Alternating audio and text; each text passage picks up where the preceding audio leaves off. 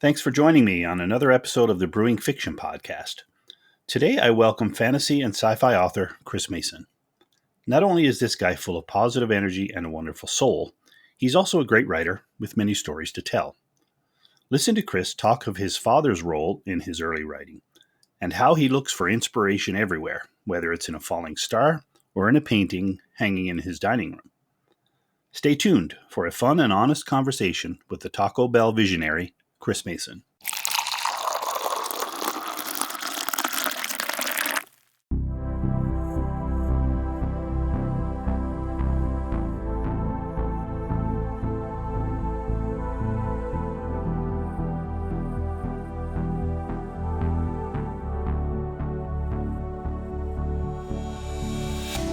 Hey, Chris. Nice to meet you. Nice to meet you. Thanks for having me. Yeah, it's my pleasure. Thanks for joining us, Brewing Fiction Podcast. We're going to jump right into the podcast today. We're going to step into Author's Corner. And that's a couple of minutes for you to tell us who you are and share a little bit about your writing journey. So take it away. All right. Thanks. My name's Chris Mason. I am a writer out of Jackson, Mississippi. And whew, my writer's journey began, let me see, I am 42. I'll be Okay. 43 this year. My writer's journey began when I was 8. Oh, boy. I would in elementary school, I would kind of write these little comic strips and I would write stories to go with them. Yeah. Anytime I got done with a test and I was sitting there with nothing to do, I would just start telling little stories. And I'm wondering if that was the beginning of escapism for me Okay. Yeah. because I was just be like, I'm so bored. I just wish I was watching a cartoon or something. Right, right. So I would just start drawing little comic book sketches and I would write my story out and everything. And people would be like, what are you doing? What are you drawing? And nothing. You can't look at this. This is mine.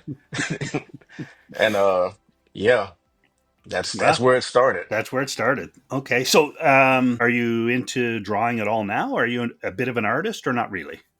Um, I used to Yeah. draw a lot, Okay. but something I guess you could say I got bullied. Oh, So my love for drawing kind of fell to the wayside. yeah. But in the absence of that, my writing took off even more because I would start journaling and kind Yeah, of yeah. really giving characters like my thoughts and what I was going through and kind of just kept going. It just kept developing. Nice. But Nice. lately I have been thinking about getting back into illustrating Okay. because I enjoyed it. It was fun, and I have a Yeah. lot of people around me that are really talented artists, including my girlfriend. She's amazing. Oh, is that true? So Okay. Yeah. yeah, You're going to use your girlfriend for any artistry for your books, maybe? we've been talking about a. I have a painting in on my wall in my Yeah. apartment, and it's kind of it's a painting like woods with morning light peering through the Mm. branches. And Yeah. she was actually talking about drawing my main character, my current work in progress. Yeah. She was talking about kind of painting her walking with a horse Through through the that. woods there. Nice. And I was like, you gotta do that. That would be awesome. That just would look really cool. That's awesome.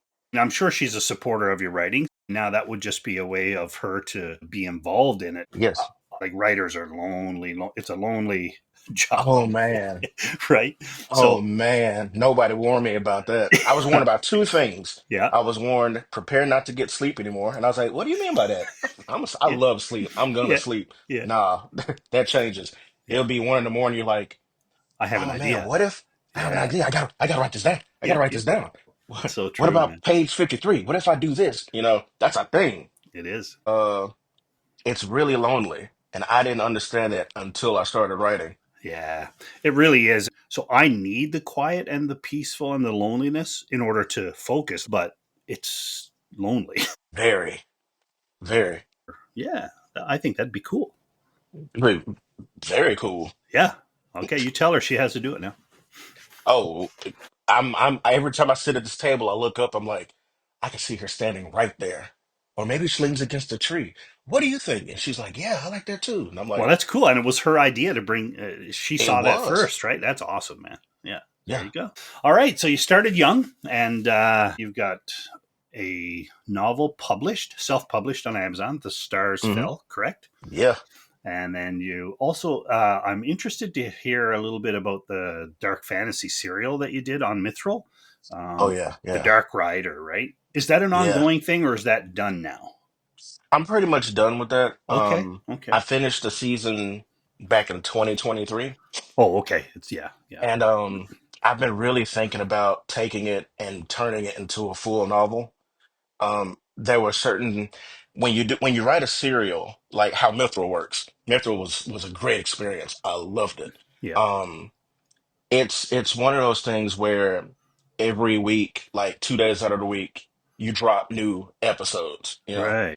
and every episode is basically it can be its own kind of self-contained thing, but they're all connected. Gotcha. But it's like a format you have to follow. Just to, so it's like the old radio dramas. Yeah. Tune in next week to see what's going blah blah. Right.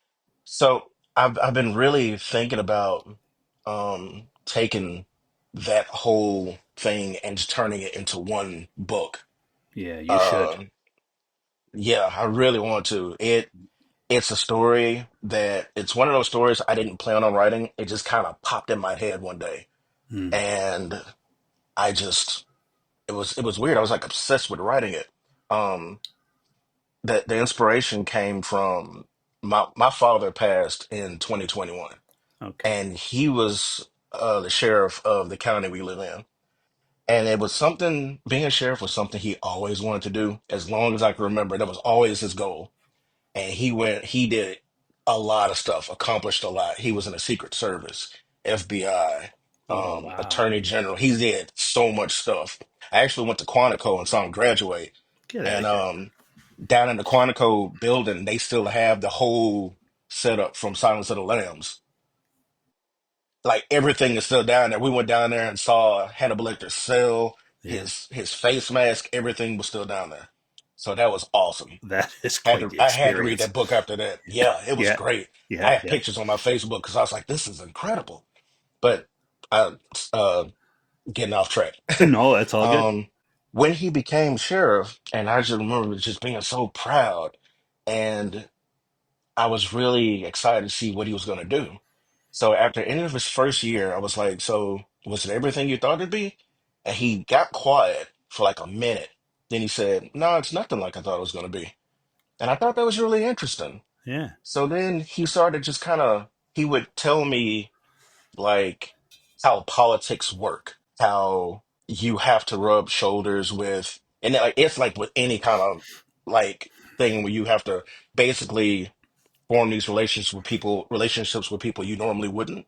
Right. So he would kind of tell me these things about how the inner workings of the city and stuff. Well, after he passed, in my grief, I took everything he said and I translated it into The Dark Rider. Oh, wow. And The Dark Rider is basically the story about it's this figure in black armor, like a black knight. His name's Acanthus Mhm. Asphodel. Yeah. And his whole thing is he punishes people who are in positions of power that abuse their power and not use their power to actually serve the people that Okay. they were hired to serve. And all that was inspired by everything he told me. And, yeah, Yeah, that sounds to me a novel in the making because it means so much to you. I'm sure yeah, you can even elaborate and make it bigger than what it was on Mithril, right? right. That's the Yeah, plan. yeah. I challenge you to do that. How's that? Oh, that consider it done. Say less. Okay. All right. So I got a little ahead of myself there. So we're going to do a small section here. This is called Fast Oh, Five. Okay. all right. So I'm going to throw two words at you, and basically you have to tell me which you prefer. Pretty Okay, simple, let's go. but fun. Do you like to drink coffee or tea? Coffee. 100%. As he sips his coffee. And cats or dogs? Oh, don't do this to me. Don't do this to me. Oh, you have to choose. Oh God. I Can I saw say on you. cat? Can I say cat dog? Yeah, you can. Actually, funny, there's always one that my guests have trouble selecting. And I do Yeah. that on purpose because it just generates a great conversation. So offline, you and I were talking about your new kitten. And So I knew this was going to be a good one, right? But I also noticed in your bio that you're a corgi lover, correct? I love corgis, dude. They are the best dogs in the world to me. Have you had a corgi before? We had a corgi. My family had a corgi named Sassy. We adopted Okay. her back in 2009, and she left us Christmas morning of 2020. Oh, And she she had the biggest personality in our house. She would walk around and like kind of talk to people, kind of like grumble at them or just yeah, hang out with them. And yeah. she made time to spend with. She made it her mission to spend as much time with everybody in the house as she could. She would Uh, go to everybody's room and just kind of sit with them and leave. But she would sleep in my room, so I felt like I was the favorite one. yeah, you got it. My wife loves corgis. We've never had one, so we had a corgi terrier cross. Our first Hmm. adoption from the local shelter Yeah, was a corgi terrier cross. I So, bet that was awesome. well, I mean, corgis have personalities. Terriers are a terror, right? Like their Hmm. personality are crazy. So, he was a lot. But my wife has always said when we retire, Hmm. she wants to get a corgi or two. You That's got that's to. her dream dog. Yeah, You got to. Um they are amazing yeah. dogs. We've heard They so are much. Yeah, awesome. yeah. Cool. All right, so I let you off the hook. Cats and dogs. Good choice. Ooh, thank God. In your writing, are you a plotter or a pantser? I started out as a plotter, but I end up becoming a pantser. Right on. That's fair. A lot of people do have a general outline, right? And then Hmm. they let the characters and the plot lines take them wherever they go. Um, Yeah. yeah. I remember one time I wrote a character to die, and Okay. basically the character was like, no. Not gonna. And I was like, oh, well, I gotta think of a new storyline then because it just didn't Yeah. work. Love it. Love it. Isn't it amazing how the characters they're real, right? And they tell you what they're going to do. Yeah. How does that happen? I I don't don't understand.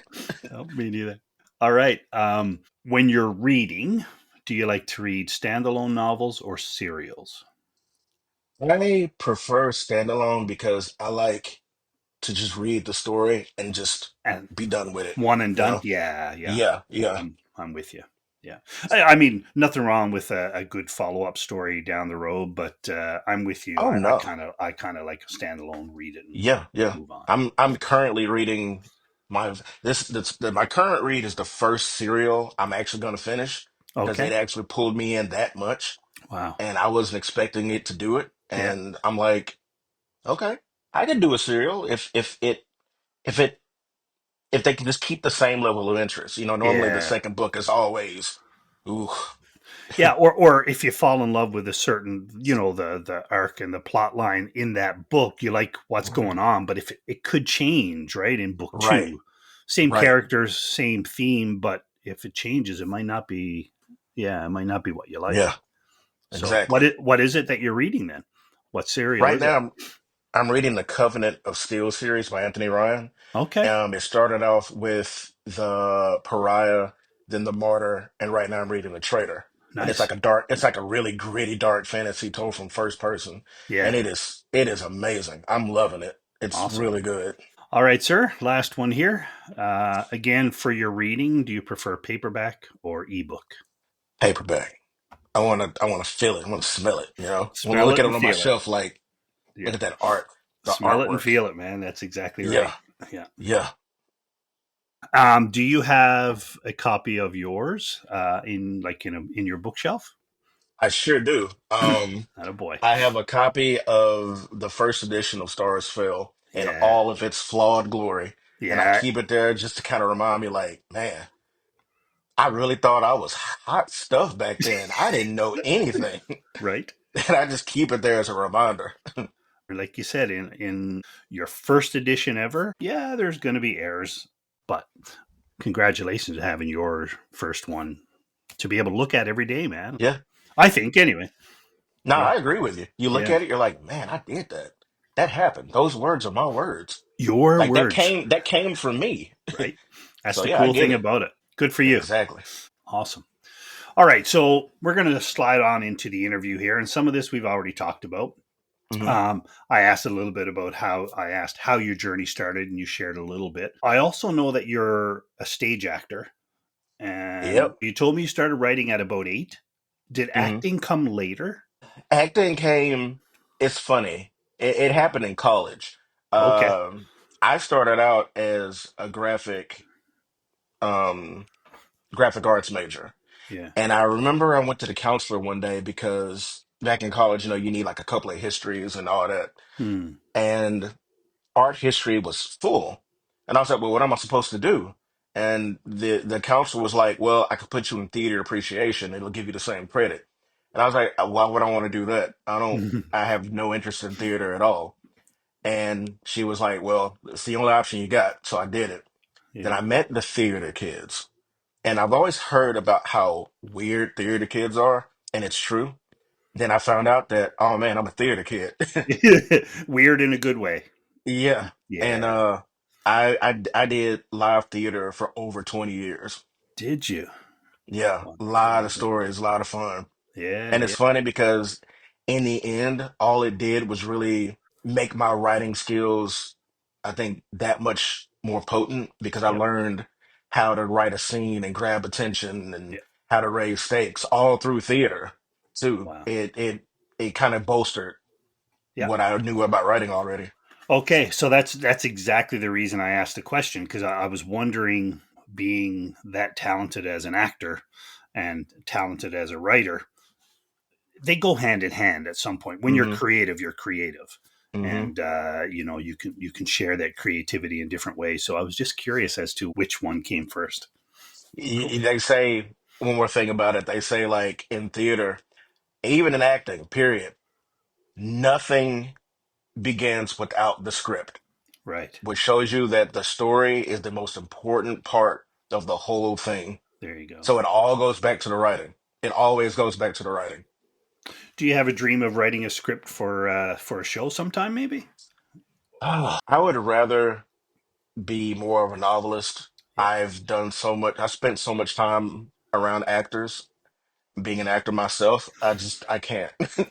Fair enough. Been there, done that. Time to move on. Yeah. Okay, let's talk about your first novel then. The Stars Fell. All right. The All right. stars fell. So, where did it come from? What inspired it? Give us the lowdown on everything from inspiration to the first copy that you have in your bookshelf. Well, you're not gonna expect this, but it all started with a trip to Taco Bell at 2 a.m. Um, it was one night, my little brother and I were just kind of sitting around. We were playing video games. Yeah. Um, and he was like, "Man, I'm hungry." And I was like, "You want to go to Taco Bell?" He was like, "Yeah, let me get my shoes." And I'm like, "Yeah, Taco Bell. I'm gonna get a quesadilla. This is gonna be awesome." And I walked outside, and when I walked outside, I happened to look up and I saw my very first shooting star. I had never seen one before. Okay. And I looked up and I saw it. And as writers, we question everything. We try to find out like the backstory and lore of everything, even if it's not something there. So Right. I looked up and I saw it and I was like, where's the star been? Where's it going? What does it seem? What if it's not a star? What if it's an item? What if it was a sword and it fell right here in front of me? Why is it here? Yeah. Is it just a sword? What would happen if I grabbed it?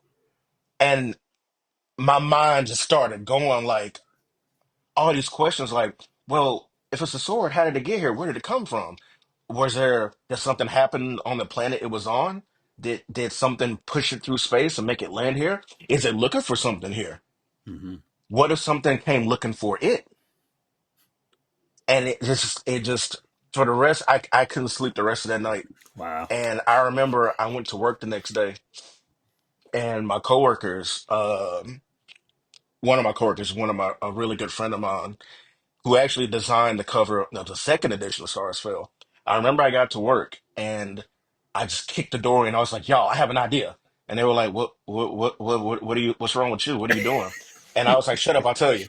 And I grabbed a stack of post-it notes and I just started writing on all of them like I was possessed. Yeah. And I drew the sword and I wrote the sword's lore and I named everything.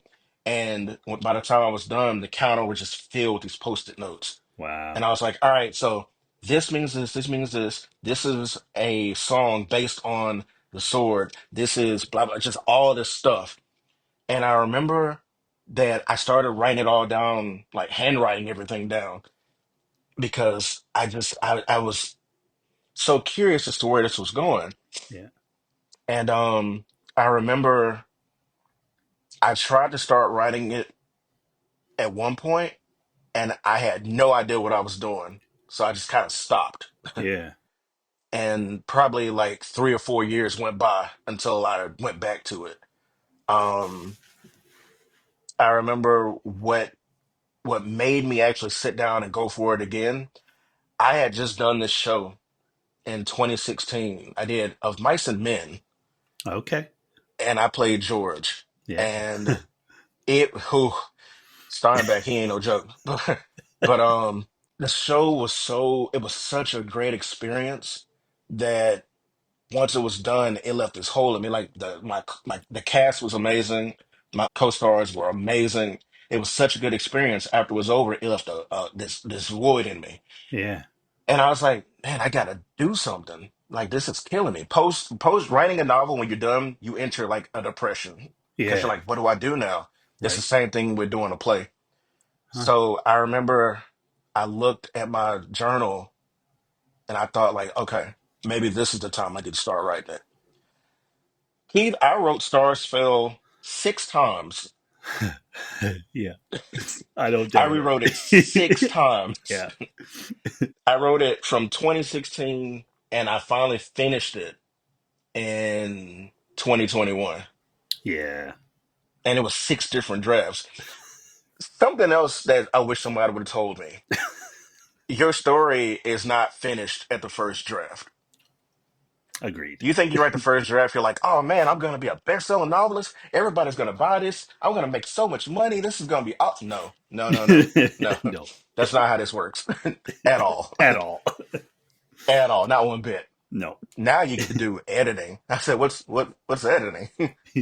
Oh boy. Edit Yeah. hell is real. Come on. And it could be something you love too. And if I it doesn't know. fit, you're like, huh, I'm gonna put this somewhere. Yeah. It's You gonna got to go in save another it. story or something. Yeah. Exactly. You got to Yeah. save it. Yeah. Writing is rewriting. That's the phrase. Yeah. Yeah. So you wrote it like 5, 6 times.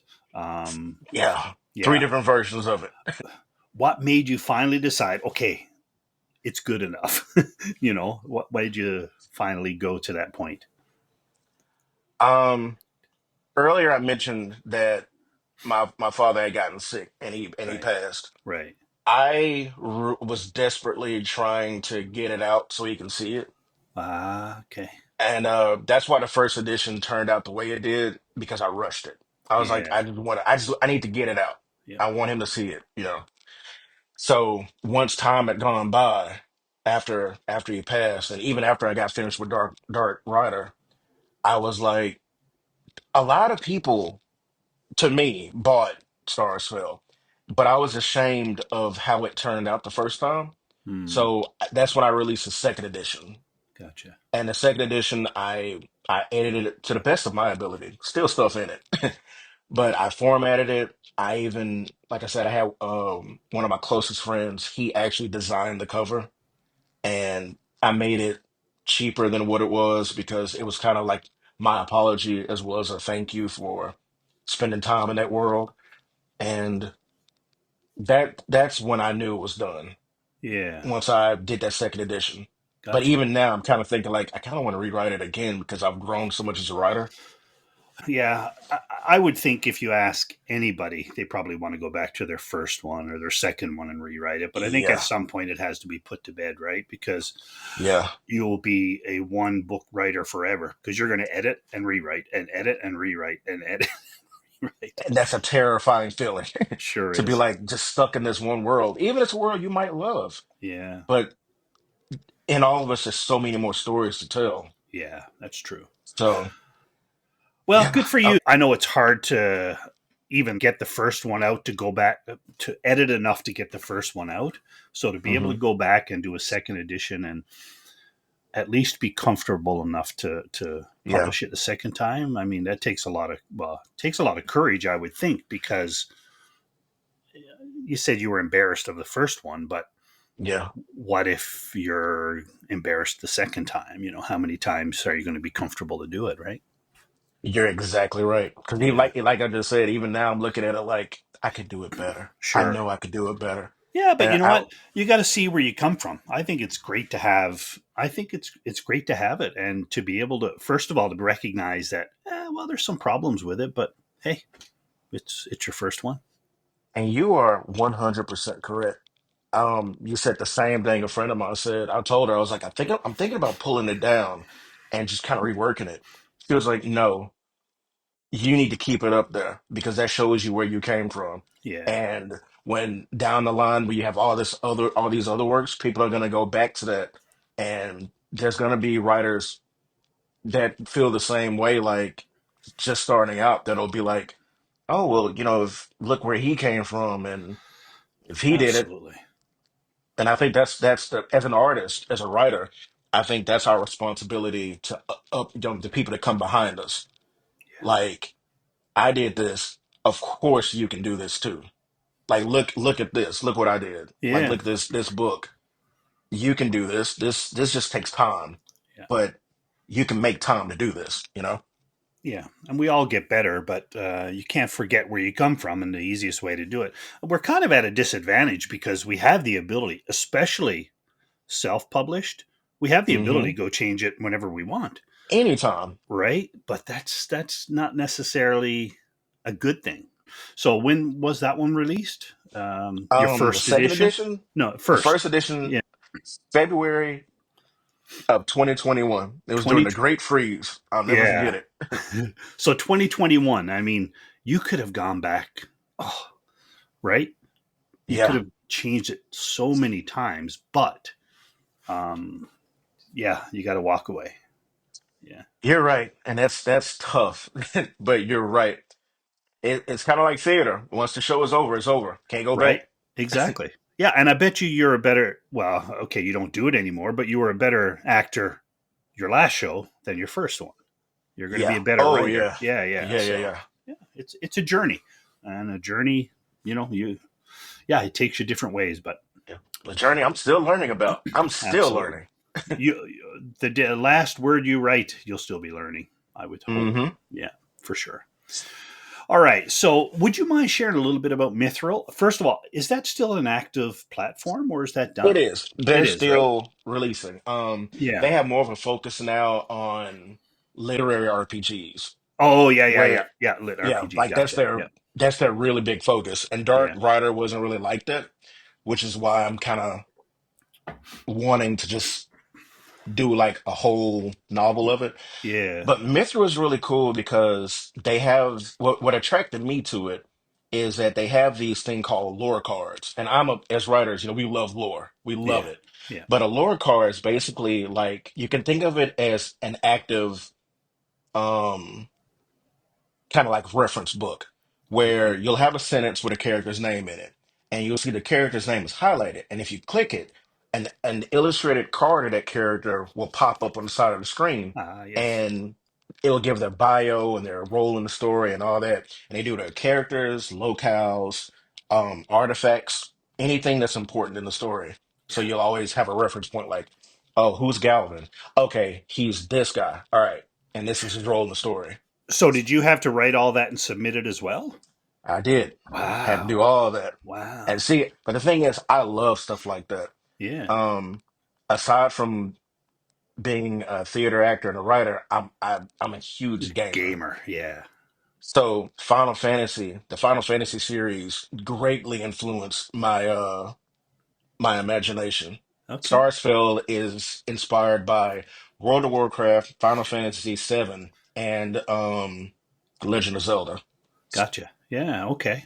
Yeah. So So I I know. love lore. I love like backstories, like this great war happened so long ago, and what you're reading in the story is like the fallout of that and what's going on with that. I love stuff like that. Cool. So What do you use to that's, write? Do you use Word or do you have a program? I am I've been a word user my whole life, and yeah, just spoiled by it. You know, it's comfortable. I know it, and they're always like doing new stuff to it. Yeah. And I'm always curious about like other writing process, like word processors. But it's just something about Word is just familiar. You know, I remember in school they were teaching us how to use Word. Right. That's how. Yeah. Yeah. Yeah. Yeah. I think the first thing I did when I graduated college and got my first full time job as an office manager, Mm. I had to take Microsoft Office because I'm a little older than you. Home computers were just coming on online when I Yeah. was finishing school, so I Hmm. remember taking all the Office courses. Oh Now, man, and now it's Carter. almost in right now. It's almost second nature. Oh, Excel was brutal trying to learn it. Oh, don't Right? even get me started, dude. They Yeah, were yeah, like, yeah. "Oh, we're gonna learn Excel today," and everybody would groan. It's true, right?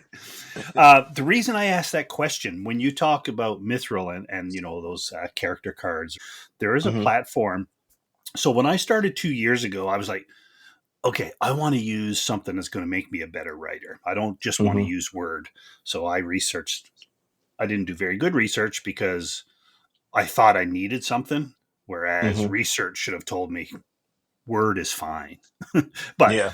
so Yeah. I found this program called Campfire, and I've heard of that. I would recommend you check it out because of the style that you like to write and Hmm. the inspiration you get from clicking on the character cards.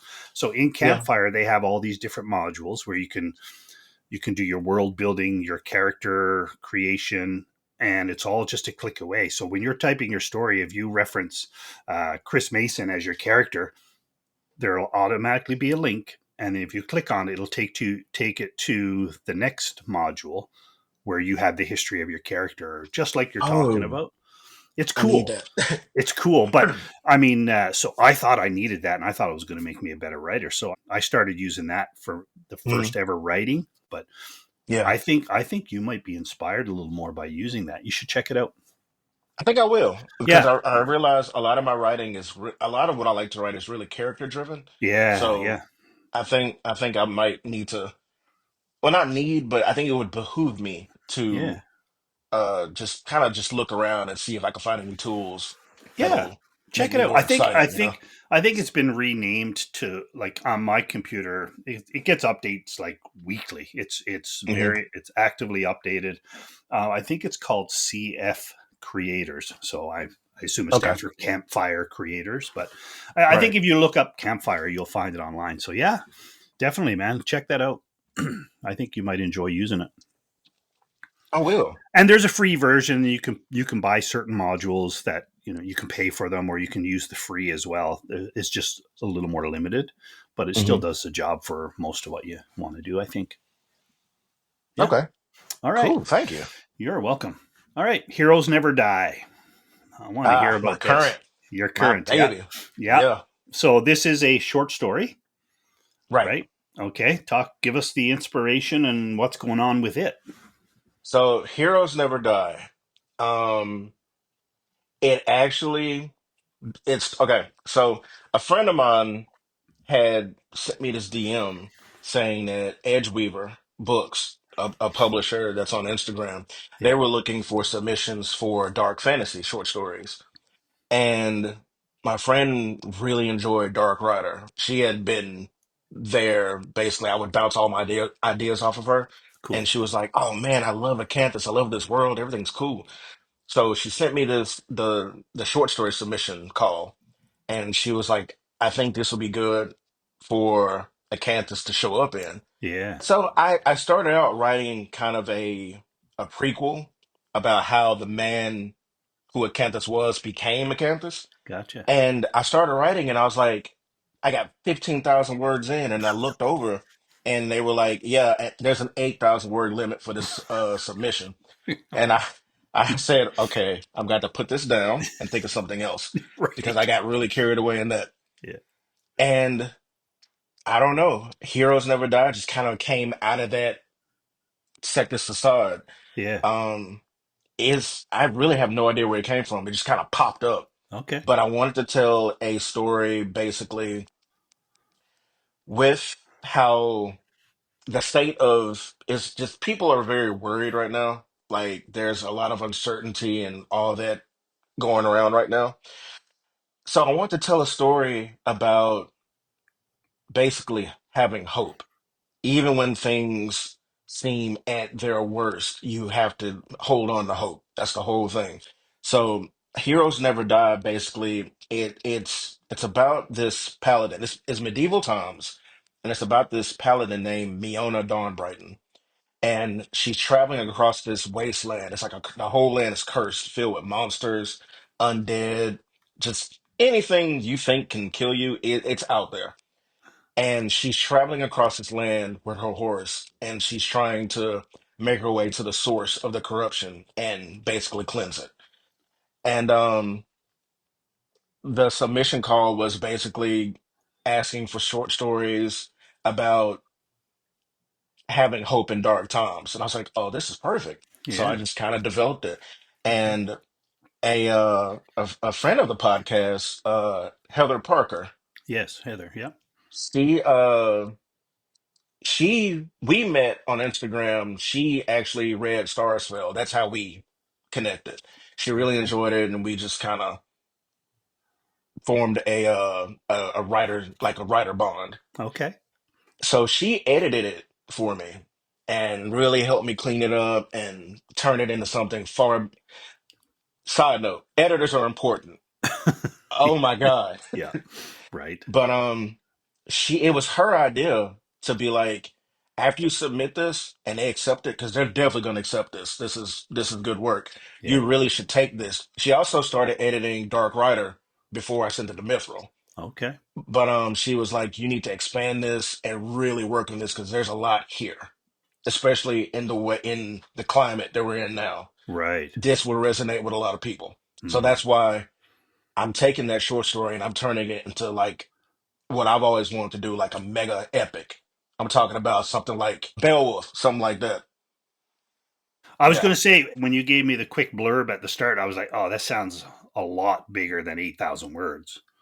Yeah. What Yeah. I want, what we ended up doing, because what I originally wrote for Edgeweaver for Heroes Never Die, um, it had two acts, Act One, Act Two, and it was basically her whole arc traveling, and just kind of briefly touching on what the world looked like around her and how the sun never shined. In the distance, you could see silhouettes of giant skeletons roaming the horizon, stuff like that.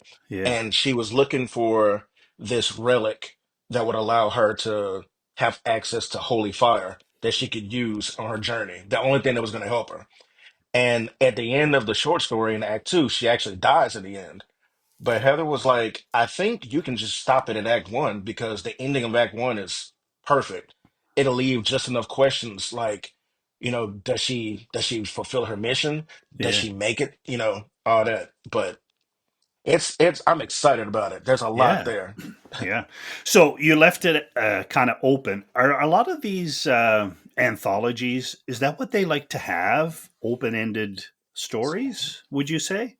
My experience with anthologies, it feels like a lot of times they just kind of want a complete thought, Yeah. whether that's open ended or um, just a full circle moment.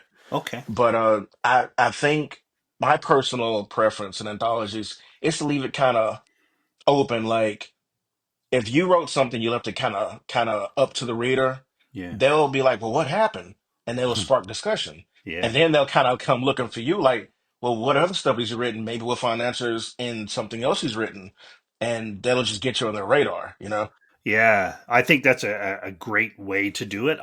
I'm just getting to a point where I want to submit some short stories, and one of the things I'm always asking myself, like I've written a lot of drabbles, and I try and learn to keep every. I'm very wordy, too wordy, Me too. right? So I'm Heather trying tells to me learn like reel it in. exactly right. So I'm trying to learn how to do that, and I'm just getting to a point where I'm thinking about maybe submitting some short stories, and I'm not sure if I need to have it one and done, or if I can, like you said, leave it a little more open ended so that yeah, Hmm. you invite people back. So thanks for Yeah. that. I appreciate that. It's a And good way of you and I are looking in at the things. same boat where I too, I, Heroes Never Die is honestly the third short story I've ever written in my Oh, life. I'm so used to writing long form. So this year, one of the things I want to do is just start writing more short stories so I can just have a repertoire to use when calls happen. Yeah, Because there are publishing houses looking for short stories all the all the time. time. Yeah, And I'm new to the short story world. It's so different because yeah. you have such a limited space to get your point across. Exactly. That's one thing that I found in getting to know Heather.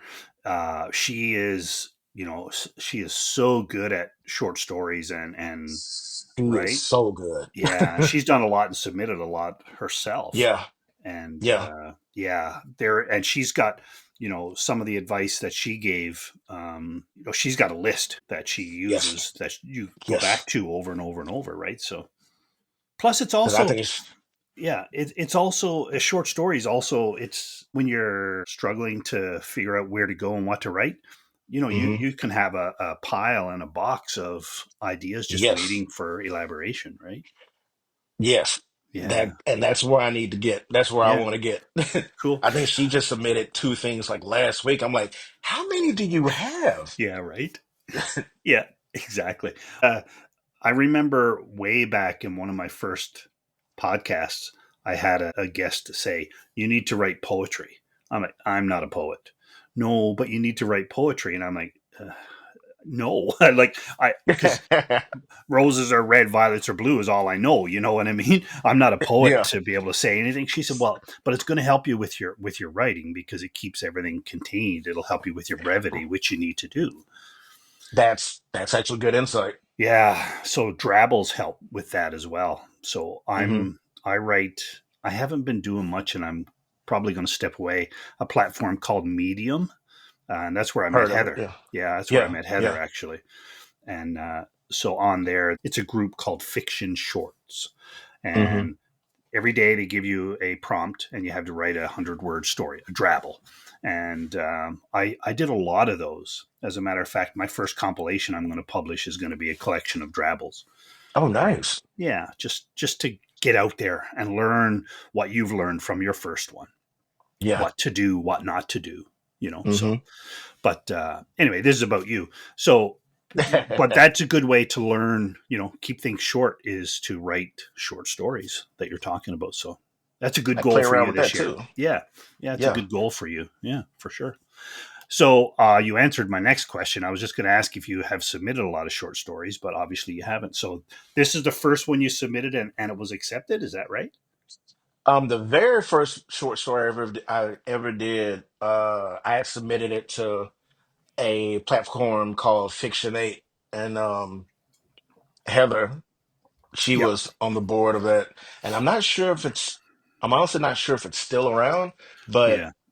I did it, and then I submitted to an anthology where basically the theme was taking old like fairy tales and kind of spinning it Right. into something like new and futuristic. So I did a futuristic retelling of Jack and the Beanstalk, Gotcha. and it was fun, and that got accepted.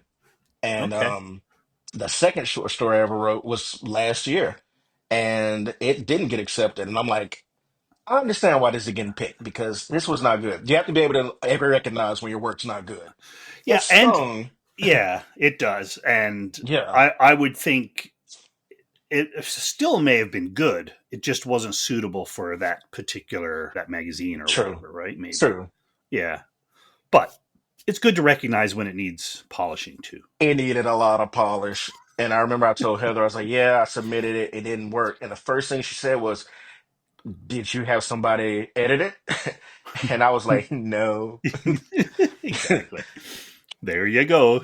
Lesson learned. Uh, yeah. Okay. She was like, next time, have me look at it. And she looked at Heroes Never Die, and look at that, it got accepted. It did. Yeah. Well, there you go. Well, that's not bad, buddy. 2 out of 3. Yeah, yeah, we'll take Right? it. We'll take it. We'll run You with it. should. Yeah, yeah. Good for you. But like you said, your advice, I should definitely like look into like the 100 word flash fiction and Yeah. really start getting more short, like develop more short stories because I think that'll make me that'll make anybody a more well-rounded writer, I I think. think so. Yeah. I Yeah. mean, maybe a lot of us. I know I'm wordy. You say you're wordy. I Man, fluff. I'm so right, fluffy. fluffy. I think a lot of us are that way. When I'm writing, I'll say something I'm like, "Oh, but are they going to understand? Let me explain a little bit more." But you need to Yeah. leave it for them to figure it out. You're right. Right? So Right. yeah. Okay. All right. Well, I think you'll probably be working on that. So, Yep. I'm all right. actually excited about that. There you go. It's good to have something challenging, right? Over and above Right. writing is challenging enough, especially if you're trying to publish. But still, it's good to have some different angles to work toward, for sure. Absolutely. Cool.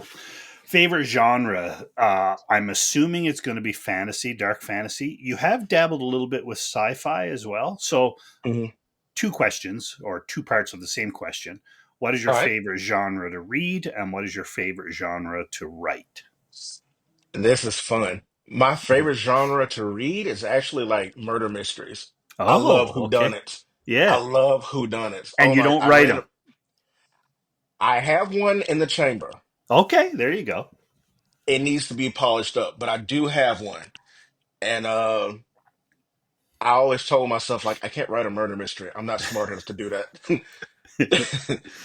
But I read a book a couple of years ago called If We Were Villains by Mel Rio, and it was so good. I read it in a week, and it was so good that when it was over, I was insulted. I was like, "There is there another one? Like I need more of this." Yeah, yeah. And again, I got in such a place. I was like, I'm gonna write my own murder mystery. I need something else. I need more. And I that's something I might work on later. It's just something just I had an itch I needed to scratch. Yes. But I love reading murder mysteries. But I Okay. love writing. I like writing dark fantasy or just fantasy with some kind of like magical realism to it. Yeah. Stars Fell, it's so evenly between science fiction and fantasy that I was like, is there a genre that's both of them together? Yeah. And they were like, well, science fantasy is a thing. And I was like, I've never heard of science fantasy in my life. But they were like, Star Wars is science fantasy. Yeah, genre labeling is I've had this discussion on prior episodes as well. Like it's so Hmm. hard. I classify myself as a horror writer. I Oh, don't nice. I don't know if I am, if I'm not. Yeah, But she's right. genre is That's so actually, hard, man. Yeah. it is. It's so hard to choose.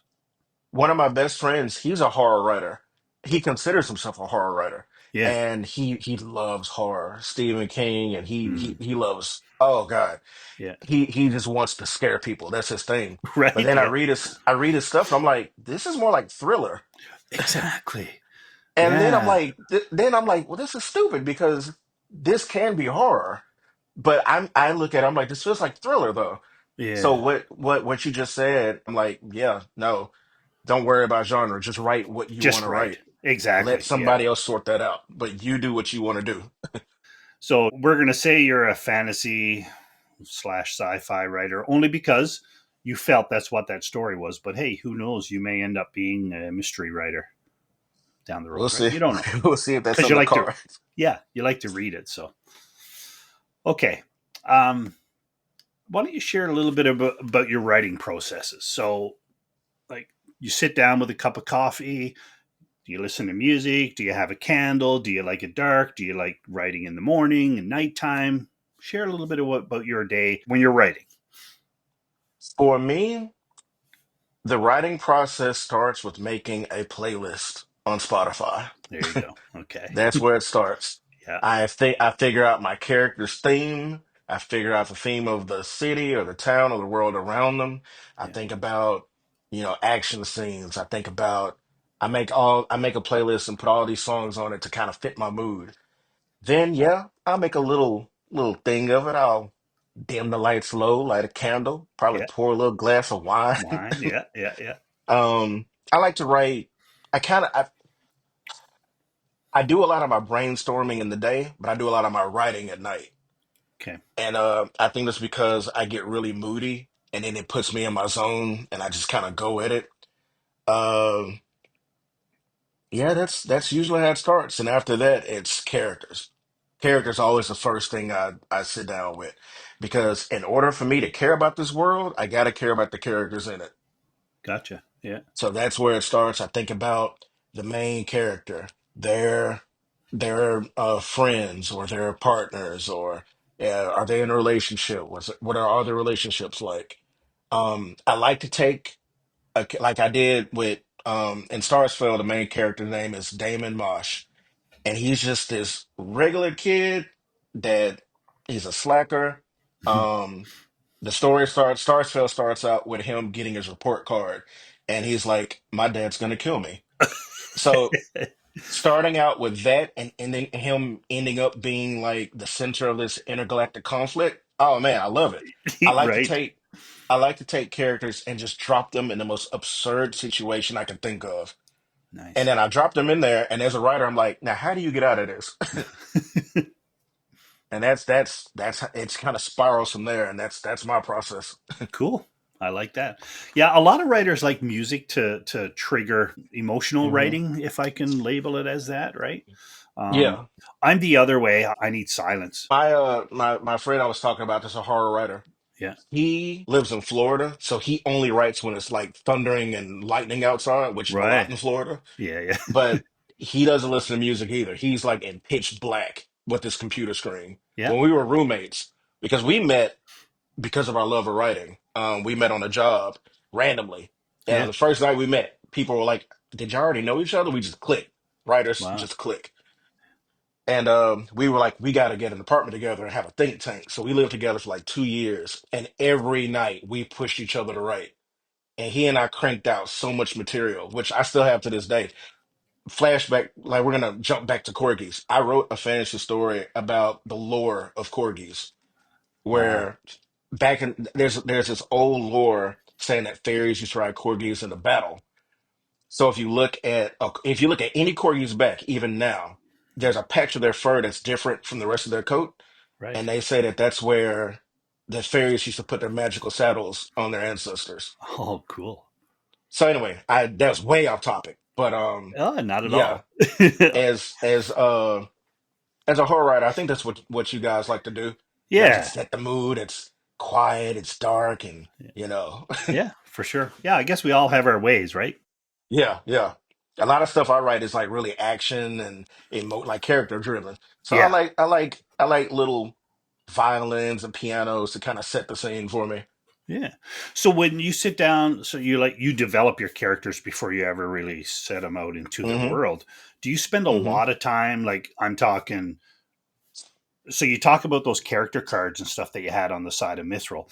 Will you sit Yeah. down and write his or her life story and all that stuff, or is it more just ideas in your mind for Oh, your characters? everything. You write it all? um their upbringing, their education, what they hate. Wow. I do all because I love characters and stories. If you Yeah. want me to read your story, make me care about your character There you because go. I'm hooked to them and I want to see them get what they deserve, whether that's a good thing or a Good or bad thing. bad? Yeah. Your villains, yeah, your Wow. villains, your monsters. I want to know how these monsters were created, where they came from. Your Okay. killers, I want to know what made them the way they are. Am I going to feel bad for them? I want to know if they're going to get what they deserve. Yeah. I Yeah. want to Yeah. know everything about them. Dude, you're gonna love Campfire. You are, because you could do so much of I that can't in wait to there. check it out. Yeah, check it out. Um, do you like to write any specific themes and messages in your writing, or is it just really entertainment? I feel like, and again, my writing brother, as I like to call him, he always points out that everything you write is always trying to bring a person to their higher self. And I was like, what do you mean by that? He was like, you're always talking about having hope and belief in oneself. You're Yeah, always that's it, that's in everything you write. Stars Fell is about doing what you know you have to do, even if you hate it. Even if you're scared, you have to go through with it yeah, because you never know, your inactions might make somebody else suffer, which is what Starsville is about. That pushes the urgency in that story. yeah. Um, in Dark Rider, The focus character is the man the knight in black armor, but the main character is another character named Galvin, and he is like the newest recruit in this brotherhood, and he's been watching these guys his whole life. He's so excited. It's his first day. You ever seen the movie Training Day? Yeah. Yeah. Yeah. It's like that. He Okay. gets into this brotherhood, and he's like, "Oh wow, these people are crazy." But I took an oath to uphold my, like, stand with my brothers. And the Kansas is like, you're an idiot. They're gonna die, and I'm gonna kill you too, unless you see what's actually around you. So, Right. and that's that. It's like, do I choose between duty or do I choose between my morals? Because you got people who will blindly follow their duty or their mission or whatever, Yeah. and you have to find the answer in yourself. Heroes never die. It's about hope. Um, Even when things are seem to be at their worst, you have to keep going. You have to. It's imperative that you just push through the pain and despair and keep going. That'll So resonate that's pretty much very well. everything I write. Yeah, Yeah, that resonates very well with a lot of people. So that's a good way to hook them for sure. yeah. Yeah, awesome, buddy. That seems to be what I gravitate towards. And then on the other end of the spectrum, I just love mindless violence, and I don't know why. Well, you know what? At least you get it out in writing and not in life. Right. You're right. Yeah. Yeah. There you go. Okay. How do you stay connected with your audience? So I found you on Instagram. Talk to me about your experience with social media because I despise social media. I really Oh, struggle. you're not alone, man. Yeah, We both grew up when all we had were go outside and play with your neighbors, exactly. and you see people at school, you might talk to them on the phone. Yeah. That was what we knew. But social media came along. My first interaction with social media was Napster, the chat Okay. rooms in Yeah. Napster. That's Yeah. how Yeah. far back it goes with me. Yep. Yep. You and But me. social media for me has really become a really good tool. Like, without it, I would have never met a lot of people that have really ushered me on my writing journey, Hmm. including our conversation we're having now. Yeah. Right. I'm learning a lot just through this. Um, I like I use Instagram. I have Facebook, but I don't use it. I usually use it just to. I'm in a lot of like group chats, Right. and you have to just have Facebook to use it. Yeah. But and Threads, that's something else I'm using Something now. new. Yeah. Yeah. And I'm thinking about jumping over to Blue Sky as well. With social media, yeah, I'm with you. I don't really dig it, but it feels like you got to play the game. Yeah. You got to get a part of this. You got to like make connections, and some of these connections they end up becoming like good friends. Like True. Heather's been a great mentor to me. I've connected with a lot of other aspiring writers that have great input, insight. I like to share what I've learned with them and people Yeah. that are starting their journey too. Right. On Instagram, I used to write little, like, I guess you call them fiction pieces, and I got a lot of followers just where they were that got engaged with that. But hate, I hate feeling like I have to do something, like I have to post because if I don't, the algorithm will tear my spine out. Dude, and I Which think it's that's I yeah. yeah, I'm sorry to cut you off. I think that's why I dislike it so much is that it feels like a chore to do it. It feels like I should post something because, like you said, the algorithms are they're just not there if you're not active. you have to you my brother is a DJ, so Okay. he is all over social media. And he's got like tens of thousands of followers. His engagement is through the roof. And I'm like, how do you do this? Right. He said, bro, you have to treat this as a second job. You have Yeah. to you have to do everything. They want you to engage with every part of the platform. So you do reels, you do stories, you do posts, you comment, you share. You got to do everything to stay in that algorithm's graces. It's not just posting. You have to Right. really like make it a part of you. And I'm an old tired man, and I just don't know if I have that in me. I know. And of course, someday when you're rich and famous, you'll hire somebody to do it, right? Because, Yeah, yeah, that's what like I find. It's too much work. it is, and then like when you post something and you're just like you're looking and there's no likes, so you start panicking. At least me, I post something, I'm like, oh, oh no, people hate it. Delete Yeah. it, delete Yeah. it, delete Yeah. it. When in reality, nobody has seen it. Nobody's seen it. Yeah. It's Hmm. interesting you say that because I will admit that I don't look at the likes and the shares and the reposts, but that in itself is a problem because Hmm.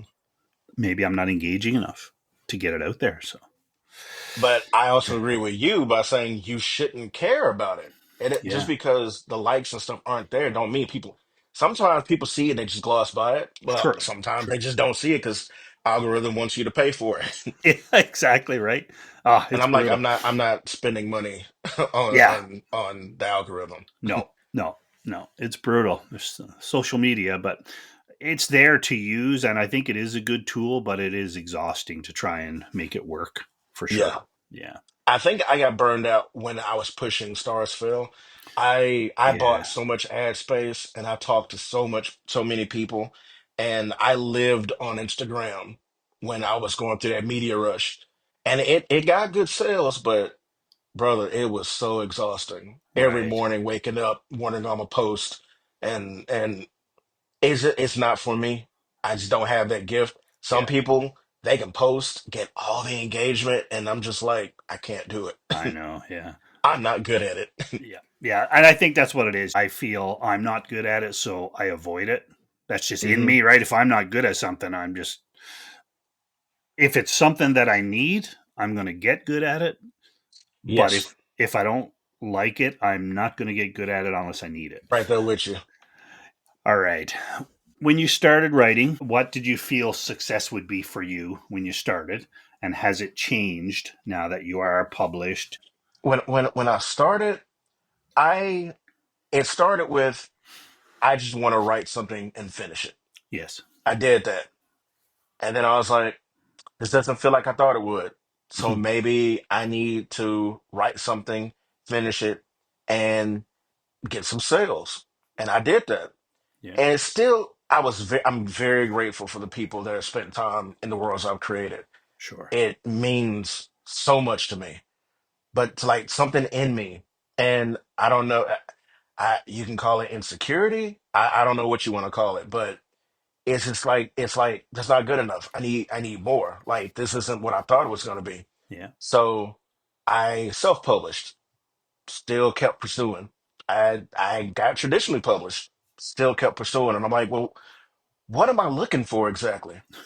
And I remember somebody messaged me, and they were like, "Hey, you don't know me, but I read Stars Fell, and I need you to know that this this story really helped me in a time of need." And then that's when it hit me. I'm like, "That's success. Creating something and it finding who needs to find it, and it making a positive change for them." Or something in theater. I think one of the things when I walked away from theater when I felt like I was done, I went to a show once and I was talking with some friends after the show, and one of the actresses came up to me. She was like, "Hey, are you Chris Mason?" I was like, "Yeah." And she was like, "Did you go to Hines Community College? And were you in theater?" I was like, "Yeah, I was." And she was like, "I want you to know I saw you in Mice and Men in 2016, and that's what got me into theater." Wow. And I was like, "Really?" And she was like, "Yeah, that night changed my life." And I was like, "And that's what this is about. That's why we do what we do. Yeah. That's one of the responsibilities we have, to inspire the people to come after us so they can find their way." Yeah. So for me, success is creating something and it having a change on someone for the better.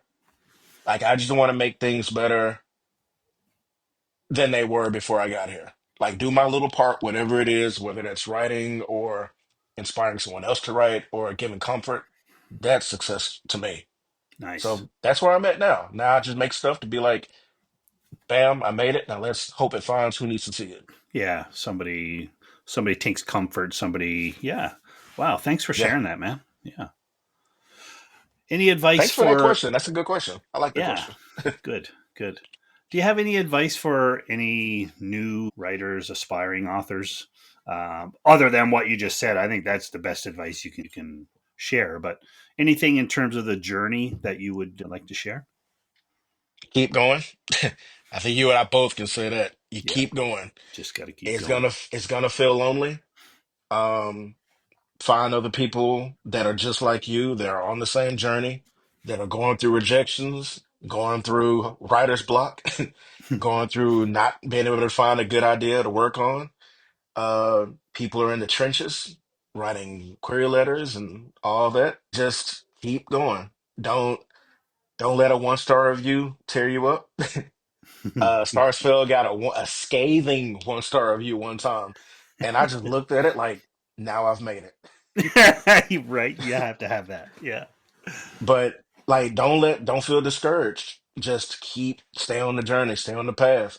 Um, research writing tools because they can help you.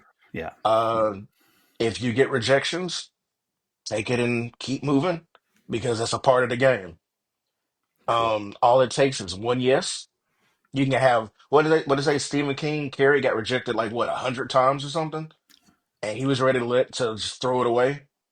But his wife was like, "No, this is a good story. Keep going, keep going." All it takes is one yes. All it takes is a victory. Great advice, man. Yeah, I like that. Okay, 2025. You said maybe you're going to dabble a little bit more with short stories and that kind of stuff. Mhm. January 1st, what was your 2025 goals? Um, honestly, it was only expanding Heroes Never Die Okay. because, like I said, with the way things are right now, that's where my heart is, and I Yeah. think that's where a lot of people feel kind of discouraged. Yeah. So I feel like that's the kind of story that'll help me as therapy and maybe help others. Perhaps working Dark Rider and developing that some more because I Yeah. kept jumping between the two. Yeah. Reading more definitely. Okay. Finding time to read because you gotta read if you want to write. Yeah, you do. Um just really becoming more disciplined. Gotcha. I know you when I asked about ebooks and paperback, you want to hold a book. Do you listen to Mm. audiobooks at all, or do you Oh, physically read? 100%. Yeah. When I'm at work, I listen to audiobooks all day at work. Do you? Yeah. Me Um, too. I Me like too. I'll listen to a book, and if I like it, I'll buy the physical one just Yeah. to really support the author and Yeah. just so I can have it like on my bookshelf. Right. If it's a Uh, really, really good book, yeah, for yeah, if it sure. really sells me, I'm like, oh, I gotta Yeah. get this just Yeah. to really like show that I finished it, support the author, and then I just really like cover designs. A lot of books I bought on the strength of the cover alone, and I'm like, Right. don't judge a book by a cover, but sometimes that works. Yeah, it does. There's this outfit in Ukraine called Get Covers, and Hmm. they're just a small printing cover designers and printers. Um, Oh, nice. so if you're ever looking, um, Mm, they're very inexpensive, super inexpensive, and you know what? My cousin published. He's got four novels published now. He's working on his fifth, mm, but he did his mhm, own cover. He self-published. He did his first cover, and it was a first-time self-published mhm, cover, right? mhm. and he I just get it. yeah, he discovered this outfit called Get Covers. So Covers. I think they have independent artists, but Get Hmm. Covers is kind of the group they use, kind of like ACX for audiobooks, right? Like they have all independents who work under the ACX platform. But Right. anyway, look for it. They're fairly inexpensive, so it helps us authors starting off, right? And they Okay. do some Get pretty good covers. designs. Get covers, yeah, you'll see it. You search it. Anyway, All I right. digress. Keep it in mind though, because and I know you said you have a friend who designs because I saw the cover of your second edition on Amazon when I was looking there, and it Yeah. looks pretty sharp. I like that. Yeah. Yeah. right? He did his thing on it. So maybe you've already found your get covers artist already, but yeah, keep it in mind. Yeah, I'm still gonna check him out though. Do I that. like to support that. All right, sir. I think we talked about you have a little something you want to read, you want to share with listeners. So why don't you take a moment to do that, and then All right. we'll finish up here. Yeah, So the little thing that I want to share is yeah, from Heroes Never Die, and awesome. it's nothing big, but it encapsulates what we talked about hope, Yeah, and it says on hope. People always say have hope, but what is hope? Hope is moving forward despite understanding what it takes to move forward, carrying on in the face of despair, sorrow, and pain. Yet I ask that you take comfort in how difficult the road can be, for it takes incredible strength to be human. thanks, buddy. Is that a line from your book, or is that just part of your blurb? That's in the book. That's in the book. Awesome. Yes. Chris, thanks for sharing that, buddy. Where can listeners find your work and find you? You can find me at Chris Mason Writing on Instagram as well as Threads. I am more active on Threads, but feel free to DM me, shoot me a DM. Um, I'll respond. I'm usually around. There you go. My phone's never too far away from me. Uh, you can find Stars Fell on Amazon. Dark Rider is still on Mithril Mithril. fiction publishing's app platform for the Okay. moment. Yeah. Um, and a lot of my short stories. Oh, and I do write poetry. Forgot to throw Do that in you? there. Oh, you didn't throw that Yeah. in when I said I'm not a poet. Look at you. Well, Yeah. it's something. Modesty. Modesty. I have most of my, if not all of my poetry on my Instagram. So Okay. there's a few things on Instagram I've thrown on there, just little I flash think I'm going to pieces, have to dig a poetry. little deeper. I mean, I was again, I was stalking you, getting ready for the episode, right? But I guess I didn't dig quite deep enough to realize you were a poet. So I'll have to go a Yeah, little further. that's a little thing I kind of forget that I'm doing too. Like, oh, I wrote that. That's right. Okay, cool. Yeah. There you go. Just keep it moving. Keep it I go going. back to Googling medieval torture methods. Cool. Well, hopefully you enjoyed the podcast. I know listeners are going to enjoy hearing some of the stuff you shared today. I've learned a lot from you. And I've learned a lot from you. This has been Awesome. great. Your positive attitude is definitely inspiring, to say the least, buddy. Keep it going. Yeah, I like that attitude, especially in this world these days. So good for Yeah, you. thanks. Yeah, no, you're And welcome. that's all we got. We got to keep moving. Got to keep moving. Best advice I heard today. All right. Thanks, Chris. I appreciate you. Thank you very much. You're very welcome. You can find Chris on social media using his tag @ChrisMasonWriting, or drop by brewingfictionpodcast.com to find his link and those of other guests featured on the podcast. While you're visiting, I invite you to explore my author page for details on my debut publication, Short Not Sweet. This collection of microfiction, available for pre-order now and releasing February 21st, offers bite-sized tales encompassing classic vampire, werewolf, and witch tropes, alongside stories exploring the darker aspects of humanity. And if you enjoy hearing authors talk of their writing journeys, and perhaps discover a new favorite fiction writer, hit subscribe to be notified when a new episode of the podcast is released. Thanks for listening. Cheers.